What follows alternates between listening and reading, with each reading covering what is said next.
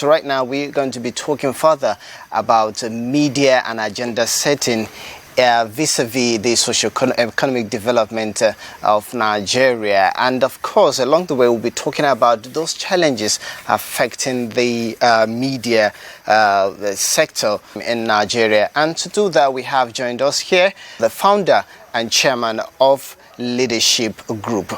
Join me to welcome Mr. Sam Nda-Isaiah. You're welcome to this session. Thank you very much. Good evening. You have been in the media cycle for decades now, and of course, from when you started and what you see being practiced today, would you say there are noticeable differences in terms of media agenda vis-a-vis the political development of Nigeria? Media business, so to say, is strictly not like your any type of business. Every media house came or should come with an agenda, and the agenda is not divided into right agenda. No. There's always no successful media is still alive that has no agenda. You have a cause, you have your reason for being, and you promote it in such a way that will be reasonable, lawful, and intelligently. There's also a level of responsibility that must go with media. Every media house, irrespective of your agenda, must work. As long as we're going to remain in Nigeria, you must protect the national interest. Of course, in 1992, the media was deregulated, and of course, the public media also that time started, looking for commercials to sustain themselves, so just like the private sector. But in as much as we are going out to look for the means of sustenance, some people believe that has affected the profession. If you are going to be too irresponsible about it and think that you are going to pander more to the interests of those that give you advance or give you patronage. You see, the people are no fools. They see these things easily, and they don't stop patronizing you. It's that simple. That's why so many people are dead, in spite of all the funding available to them. It is something you must do responsibly. For instance, even today, I won't tell you the full story. I was told by one of the directors who came to me, somebody came and wanted to place some, he really wanted to pay heavily. They rejected it. And then they came to tell me, in case the guy calls me and is not telling me the whole story.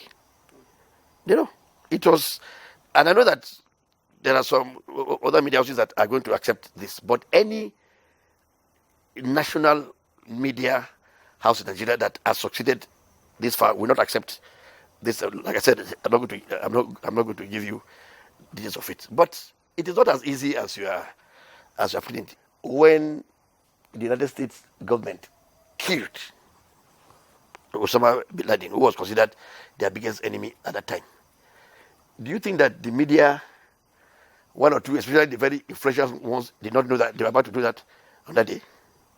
Of course they knew, but none came out with it. But in Nigeria, we have media houses that will just get all this and start to report these things on their page one. That's one of the reasons why Boko Haram today, well, I'm not saying that's the only reason. It's a major reason why at times they kill our soldiers so easily, because some things that they are planning, some people will just put it on their front page. It happened before. I won't name the paper. And all of us had to rally around and, all of us would not, by the nature of the job we are doing, some of these stories, you sit down where you are and it will come to you.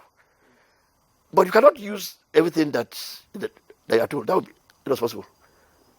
That would be. Because, like I said, if journalism is the only profession that is named in the Constitution, you should be very careful. Okay, there is this popular saying that he who pays the piper dictate the tune. Yes. And of course, we know that the media, is confronted with a lot of challenges. Maybe you share with us why these challenges persist. We talk about remuneration, we talk about poor condition of service, we talk about how journalists have been given brown envelope in order to, write a story to suit a particular narrative. And the truth about media houses, if you don't dictate it, somebody else will. That's the truth. And people don't know this. If you leave your paper or you leave your TV house or you are trying to be so cute because you don't do, somebody else will do that. And we know.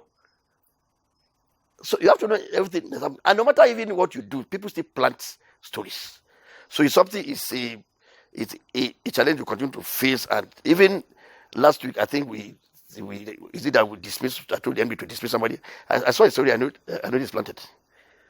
Of course, I have a particular agenda that I have in mind when I decided to go to set up leadership.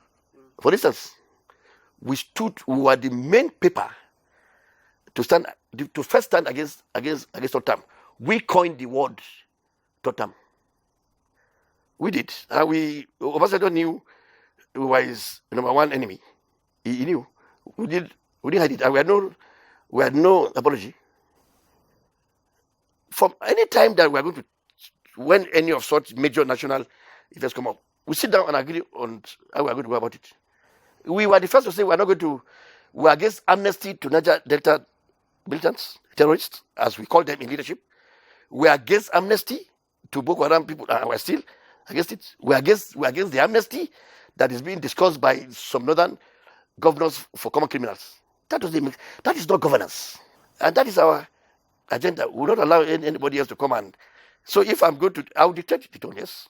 Of course, do you know what it takes to set up a newspaper this long? Or to set up a TV house? Yes, I will.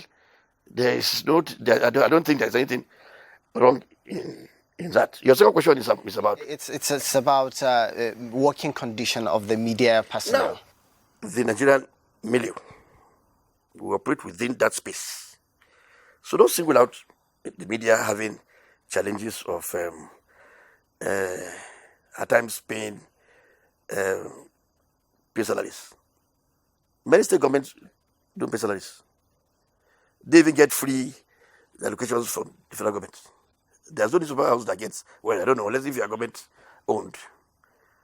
So why do you think that occasionally we not, and many of the adverts we get that are from these state governments. As for broad envelope, we don't.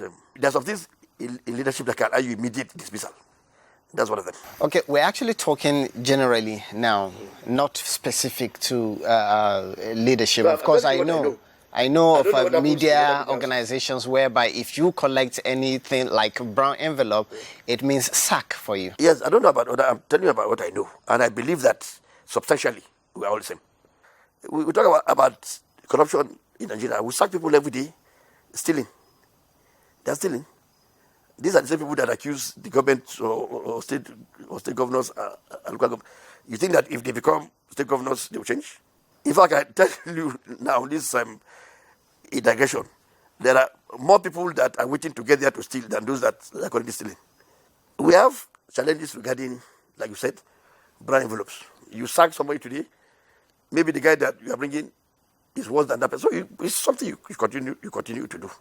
The same, just like the government. Now, aside this, what are other challenges you think the media is confronted with in Nigeria? The first problem is not capital. As you succeed, the capital will come. Your first problem is human resources. More than half of those that are there are thieves. They're thieves, including leadership. So only few are working hard. Most are there to steal. So they bring you down every day. Can you imagine? And I'm sure you understand that more as in leadership now. We have officially abrogated our advert department. We disbanded it. But you know what? When we did, our revenue increased. I don't know who you called, which government you called the most corrupt in Nigeria, But the corruption in media houses is worse.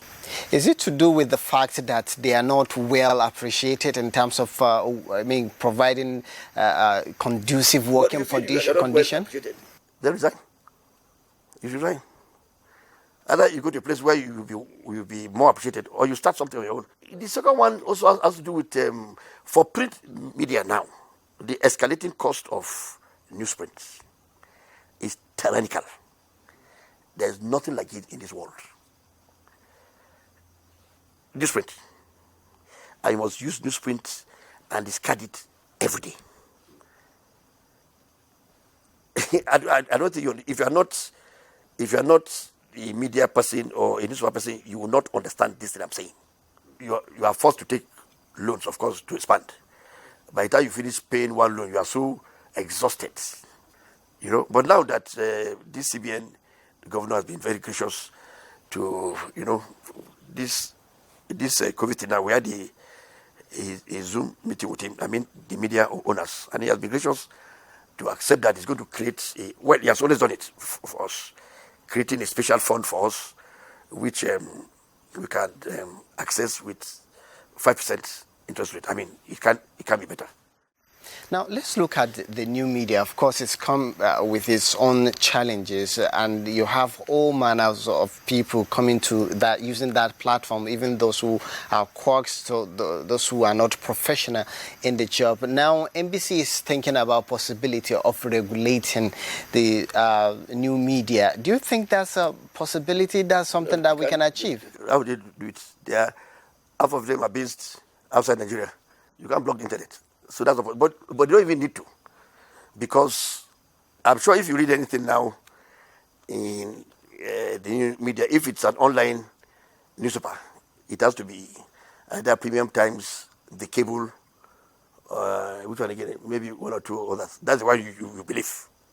Most of the things you read there, you won't believe it until you confirm from a traditional newspaper or traditional media. If it's not out on TV or newspaper or radio, you don't believe, unless I said if it's there. I mean, if it's there, a few of them.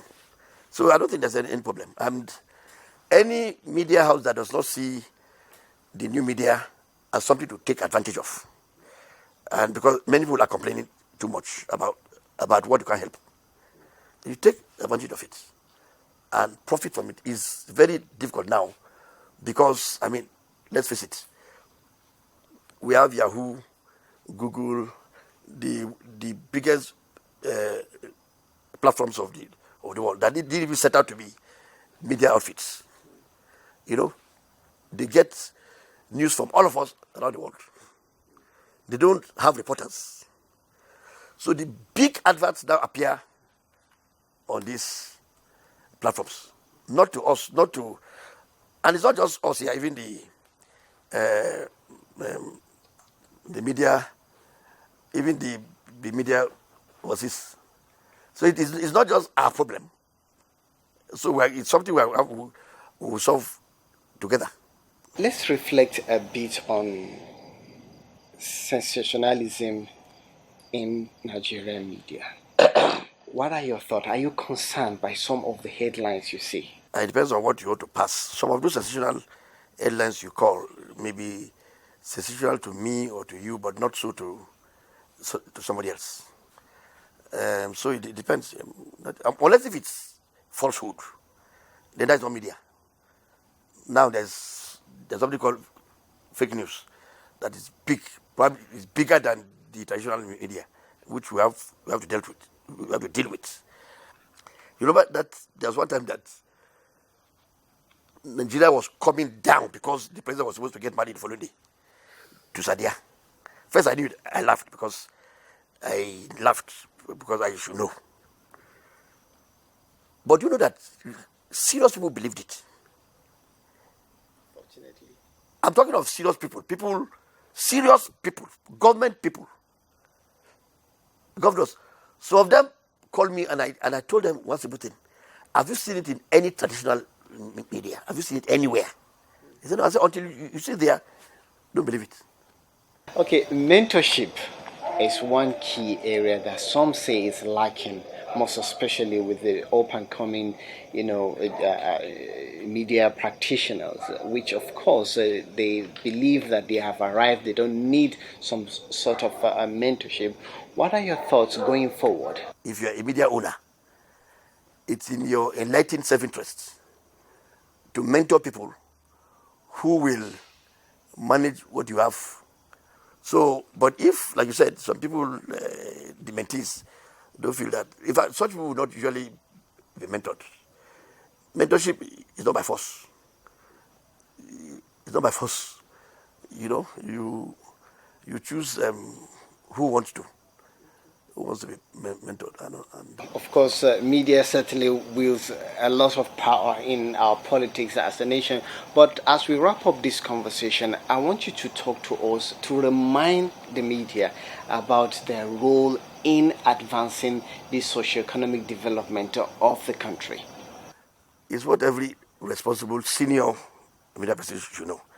You can have different agenda, and within a country like Nigeria with different tendencies, with a population of over 200 million, there'll be several agendas that are legitimate. You can do all that, but you yourself, you know when it is bordering on national security or on the basic, even territorial integrity of the country. That cannot be compromised.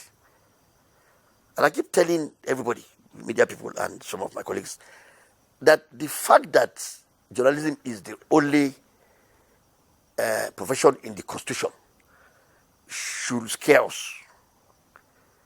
Because journalism is the first rough draft of history, the first.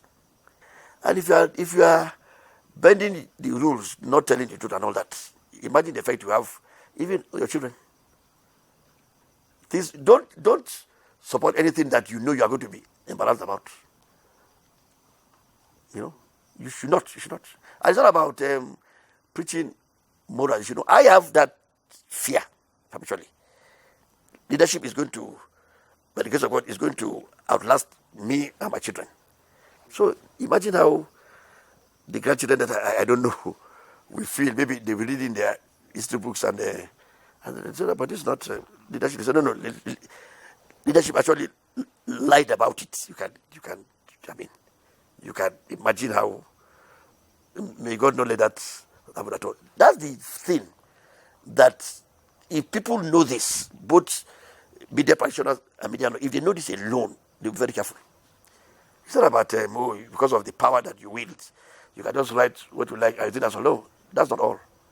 Thank you very much. It's been a pleasure talking to you. We have been chatting with Mr. Sam Nda-Isaiah. He is the chairman and founder of Leadership newspaper, one of the leading newspapers in Nigeria.